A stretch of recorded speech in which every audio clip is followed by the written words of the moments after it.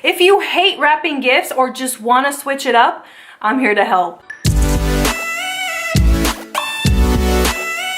Hey everyone, welcome to today's video. If you're new to my channel, where have you been? Today I'm here to help you if you just suck at gift wrapping, if you don't like it, or if you just want some fun alternatives. Most of these things you already know, it's not something new, but you seem to kind of forget in the midst of everything. So the first item I want to get into is colored clear wrapping paper. I actually found some at the Dollar Tree. When I found this, I got so excited. They come in red, pink, all kind of different colors. If you don't feel like taking the time and wrapping up a gift all nice and perfect, just cut yourself some colored clear wrapping paper, put the item in the center, bring it all together, tie it up, add a bow. I think the look of it is super festive and literally takes no effort. If you really want to take the lazy route, just get yourself a gift sack, throw everything in there, tie it up, throw it under the tree, give it to your friend, and you're all set. This baby was $7.99. Look, it says reindeer feed. How cute is that? Another item out there that will help you out when you don't feel like wrapping anything is a beautiful gift box. Sometimes you don't realize that there are some really beautiful gift boxes out there in all shapes and sizes. This one in particular I got at TJ Maxx. They also have some gift boxes at the Dollar Tree too if you're on a budget. Put an obnoxious bow on it and make it extra festive. So this one's kind of a no-brainer. So going along with the clear colored wrapping paper,